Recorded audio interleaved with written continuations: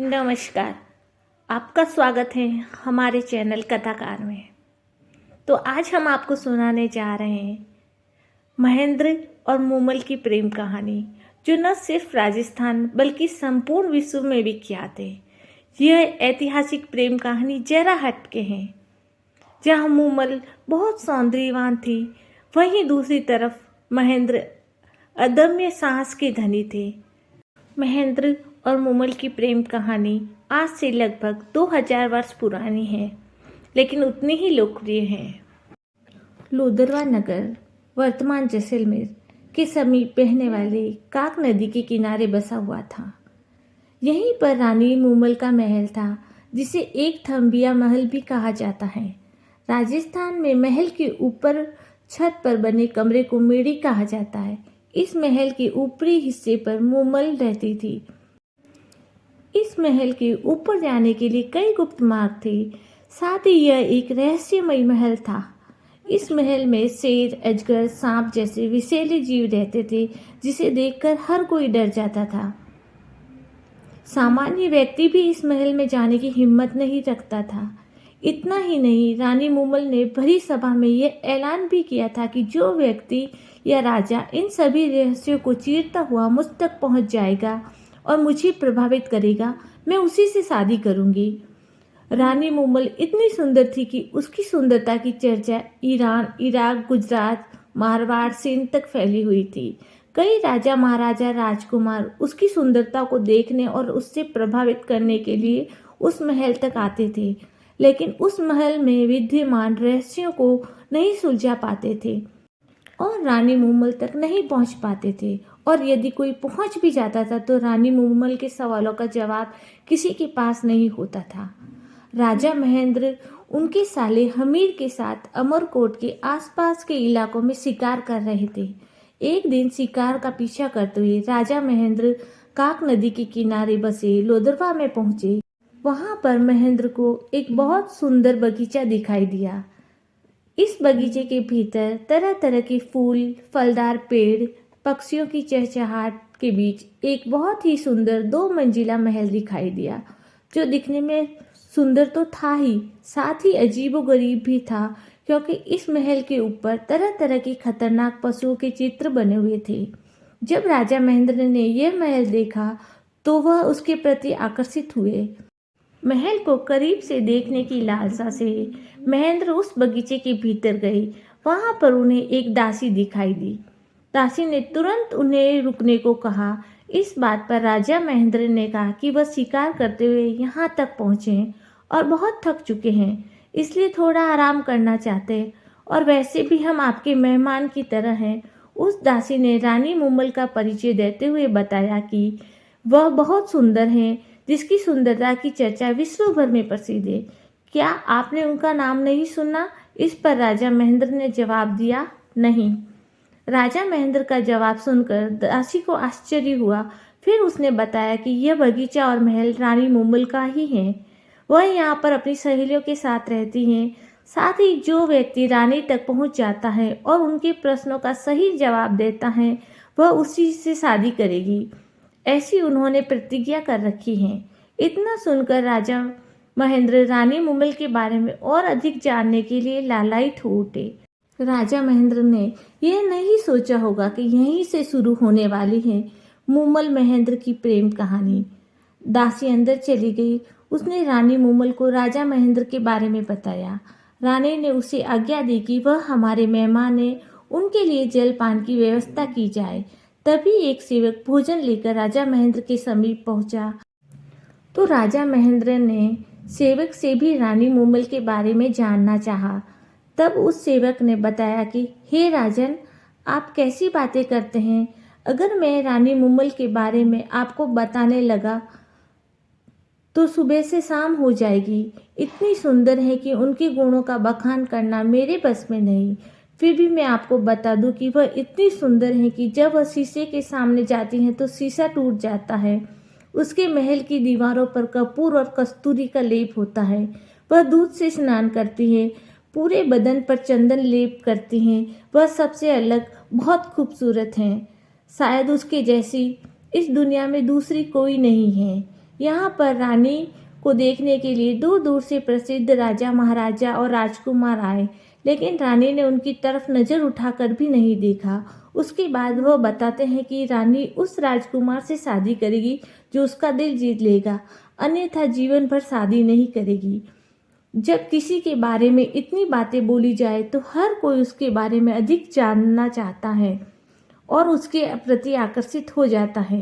राजा महेंद्र ने दासी के साथ संदेश भिजवाया कि वह रानी मूमल से मिलना चाहता है। कुछ ही देर बाद रानी मूमल का संदेश आया और उसने राजा महेंद्र को ऊपर बुलाया। जब राजा महेंद्र उस महल में पहुंचे तो वहां पर सामने मूमल खड़ी थी, जिसे देखकर महेंद्र स्तब्ध रह गए। एक बार मूमल पर नजर पड़ने के बाद राजा महेंद्र नजर नहीं हटा पाए। वहीं दूसरी तरफ मूमल भी राजा महेंद्र को देखती रह गई, क्योंकि महेंद्र के चेहरे पर तेज था और बहुत ही मधुर नयन थे। कई समय तक दोनों एक दूसरे की आंखों में देखते रहे। मूमल ने पुनः अपने अंदाज से राजा महेंद्र का स्वागत किया। दोनों रात भर बैठे रहे और बातें करते रहे, पता ही नहीं चला और एक दूसरे को दिल दे बैठे। भोर होते ही सूरज निकल आया, लेकिन न तो राजा महेंद्र वहां से जाना चाहते थे और न रानी मूमल चाहती थी कि वो वहां से जाए। आखिर विदा होने का समय आ गया। राजा महेंद्र ने रानी मूमल से वादा किया कि वो पुनः आएंगे और बहुत जल्द मिलेंगे। राजा महेंद्र रानी मूमल को देखने के बाद सब कुछ भूल गए थे। उनके दिल और दिमाग में सिर्फ मूमल ही मूमल थी। मन ही मन राजा महेंद्र ने मानस बना लिया था कि चाहे कुछ भी हो, मैं रानी मूमल से शादी करके अमरकोट लेके जाऊंगा। जब राजा महेंद्र अमरकोट पहुंचे तो उन्हें पुनः रानी मूमल से मिलने की तरकीब लगाई। राजा महेंद्र के राज्य में रामू रायका नामक एक व्यक्ति रहता था जो ऊंट चराने का काम करता था।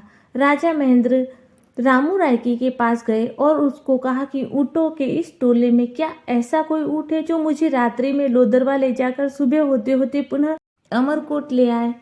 इस पर रामू रायके ने जवाब दिया कि हाँ, चीतल नाम का एक ऊँट है जो बहुत तेज दौड़ता है और वह बहुत फुर्तीला भी है। वह आपको एक ही रात्रि में लोदरवा ले जाकर पुनः अमरकोट ले आ सकता है। इतना सुनकर महेंद्र बहुत खुश हुए। शाम का समय था। रामू रायका चीतल नामक ऊँट को सजाकर महेंद्र के पास ले आया। महेंद्र उस पर सवार होकर रानी मूमल से मिलने के लिए लोदरवा जा पहुंचे और सुबह होते होते अमरकोट लौट आए। धीरे धीरे महेंद्र और मूमल की प्रेम कहानी परवान चढ़ने लगी और रात्रि के समय ऊँट पर बैठकर उनके मिलने का सिलसिला कई समय तक चलता रहा। इस तरह महेंद्र को देखकर उनकी सातों पत्नियों ने सोचा कि कुछ न कुछ तो बात है जिसकी वजह से महेंद्र रात्रि के समय हमारे पास नहीं आते और खोए खोए रहते हैं। धीरे धीरे महेंद्र की पत्नियों को मूमल के बारे में जानकारी हुई, जिससे उनके दिल को ठेस पहुंची। सातों पत्नियों ने मिलकर राजा महेंद्र को रोकने के लिए एक षड्यंत्र चला, जिसके तहत जिस ऊँट पर सवार होकर राजा महेंद्र रानी मूमल से मिलने के लिए जाते थे, उस ऊँट के पैर तुड़वा दिए गए ताकि वह वहां पर नहीं पहुंच पाए। लेकिन कहते हैं ना, सच्चे प्यार को कोई खत्म नहीं कर सकता। जैसे तैसे राजा महेंद्र दूसरे ऊँट पर सवार होकर रानी मूमल से मिलने के लिए लोदरवा पहुंचे, लेकिन तब तक बहुत ज्यादा समय हो चुका था। राह देखती रानी मूमल सो गई। यहीं से कहानी में एक भयंकर मोड़ आता है। रानी मूमल के साथ उनकी बहन सुमल भी थी। दोनों देर रात्रि तक बातें की, लेकिन बाद में सो गए। उस दिन उनकी बहन सुमल ने पुरुषों की वेशभूषा धारण कर रखी थी। जब राजा महेंद्र वहां पहुंचे और देखा कि वह दोनों सो रही है, तब राजा महेंद्र को भ्रम हो गया कि रानी मूमल के साथ कोई पुरुष है और ये पुरुष कौन है। उन्होंने इससे बात करने की बजाय धीमे धीमे अपने कदमों को पीछे खींच लिया और उनके हाथ में चाबुक था, वह भी टूटकर जमीन पर गिर पड़ा। वो पुनः अमरकोट लौट आए। उदास और हताश राजा महेंद्र का दिल टूट गया था। उन्हें लगा कि रानी मूमल किसी और से प्रेम करती हैं। जब सुबह हुई तो रानी मूमल ने वह चाबुक देखा और देखते ही समझ गई कि राजा महेंद्र यहाँ पर आए थे। साथ ही बिना मिले राजा महेंद्र के लौट जाने की वजह भी उन्हें पता चल गई। वह कई दिनों तक पलके बिछाए राजा महेंद्र का इंतजार करती रही, लेकिन राजा महेंद्र नहीं आए। जहाँ महेंद्र की सातों रानियों ने मिलकर अपने षड्यंत्र में कामयाब रही, वहीं राजा महेंद्र को यकीन नहीं हो रहा था कि आखिर मूमल ऐसा कैसे कर सकती है। दूसरी तरफ मूमल राजा महेंद्र का इंतजार करते करते काली पड़ गई। खाना छोड़ दिया, श्रृंगार करना छोड़ दिया, लेकिन महेंद्र नहीं लौटे। रानी मूमल ने महेंद्र को कई चिट्ठियां लिखी, लेकिन एक भी चिट्ठी महेंद्र तक नहीं पहुंची, क्योंकि जैसे ही उसके पास चिट्ठी जाती, उनकी सातों पत्नियों में से कोई भी उसे फाड़कर फेंक देती और राजा महेंद्र को भनक तक नहीं पड़ती। अंत में रानी मूमल ने एक सेवक को महेंद्र से मिलने के लिए भेजा, लेकिन जब वह अमरकोट पहुंचा तो उसे महेंद्र से नहीं मिलने दिया गया। लेकिन सेवक ने हार नहीं मानी और समीप ही छुप कर बैठ गया। जब रात्रि का समय आया तो वह जैसे तैसे महेंद्र के करीब पहुंच गया। उस समय महेंद्र सो रहे थे। तभी उस सेवक ने गुनगुनाना शुरू कर दिया, तुम्हारे बिना सो ढांढ, यह धरती धुंधली, तेरी मूमल रानी है उदास, मूमल के बुलावे पर असल प्रियतम महेंद्र अब तो घर आव। जब ये बातें राजा महेंद्र के कानों में पहुंची तो वह उठकर बाहर आया और उस सेवक को बताया कि जब वह मूमल से मिलने के लिए आया था तब उसे अपनी आंखों से जो देखा उसके बारे में जानकारी दी। यह सुनकर राजा महेंद्र का संदेशा लेकर सेवक पुनः मूमल के महल लौट गया और पूरी कहानी मूमल के सामने बयां की। इतना सुनते ही मूमल के पैरों तले जमीन खिसक गई और उसके समझ में आ गया कि आखिर गलतफहमी की वजह क्या थी। उसने अपने सेवक के साथ संदेशा भिजवाया कि मूमल राजा महेंद्र से मिलने के लिए अमरकोट आ रही हैं। जब यह खबर राजा महेंद्र को लगी तो राजा महेंद्र ने सोचा कि रानी मूमल निर्दोष हैं, तभी वह मुझसे मिलना चाहती हैं। तब उसने पुनः संदेश भिजवाया कि रानी मूमल को यहाँ आने की जरूरत नहीं, मैं खुद चलकर सुबह उनसे मिलने के लिए आ रहा हूँ। जब राजा महेंद्र के आने की खबर रानी मूमल के पास पहुंची तो वो प्रसन्न हो गई और पलके बिछाए एकटक नजरों से राह देखती रही। लेकिन किसी ने सोचा नहीं था कि मिलन की बजाय महेंद्र और मूमल की प्रेम कहानी का अंत हो जाएगा। हुआ यूं कि राजा महेंद्र के मन में आया कि वह क्यों न मूमल के प्रेम की परीक्षा ली जाए।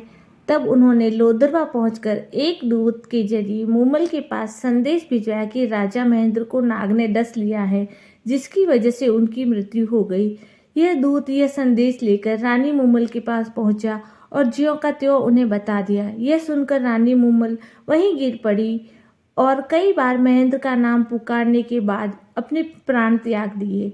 वहीं दूसरी तरफ जब ये खबर राजा महेंद्र तक पहुंची कि महेंद्र के वियोग में रानी मूमल ने प्राण त्याग दिए हैं, तो रेत के टीलों के बीच राजा महेंद्र भी मूमल मूमल करते रहे और अंत में उन्होंने भी प्राण त्याग दिए।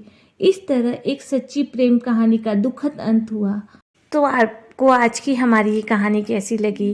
प्लीज़ हमें लाइक, शेयर एंड सब्सक्राइब कीजिए और नेक्स्ट कहानी आप कौन से स्टेट से सुनना चाहते हैं हमें कमेंट करके बताइए। Thank you.